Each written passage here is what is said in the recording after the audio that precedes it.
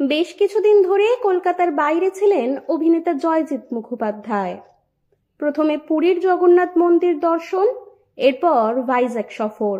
সব জায়গা থেকেই তিনি একাধিক ছবি ভাগ করে নিয়েছিলেন সোশ্যাল মিডিয়ার পাতায়। তার সঙ্গে ছিলেন মা, বাবা ও ছেলে। তবে ফেরার পথেই ঘটে গেল এক ভয়াবহ দুর্ঘটনা। শনিবার জয়জিৎ নিজেই দুর্ঘটনার খবর জানিয়ে একটি পোস্ট করেছিলেন সোশ্যাল মিডিয়ায়, যদিও পরে তা মুছে ফেলেন।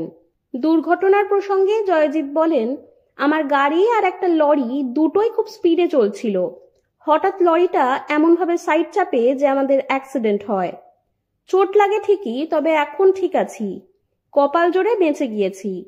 গাড়িতে বাবা, মা, ছেলে সবাই ছিল। যদি কিছু হতো, এখন আর এসব ভাবতেই চাইছি না। এখন সকলেই সুস্থ আছেন। পরে অভিনেতা একটি পোস্টে লেখেন, যা বুঝলাম আমার নামের আগে লেট লাগবে লেট আছে। অ্যাক্সিডেন্টের পোস্টটা মুছে দিয়েছিলাম, তার কারণ প্রচুর ফোন আসছিল আমাদের ভালোবাসার মানুষদের থেকে। তখন অনেকগুলো গুরুত্বপূর্ণ কাজ ছিল। সবাইকে অন্তর থেকে ধন্যবাদ। জয়জিতের এই পোস্ট দেখে তার শুভাকাঙ্ক্ষী অনুরাগীদের মধ্যে উদ্বেগ ছড়িয়ে পড়ে। তবে অভিনেতা নিজেই সবাইকে আশ্বস্ত করে জানিয়েছেন, তিনি এবং তার পরিবারের সদস্যরা এখন সম্পূর্ণ সুস্থ।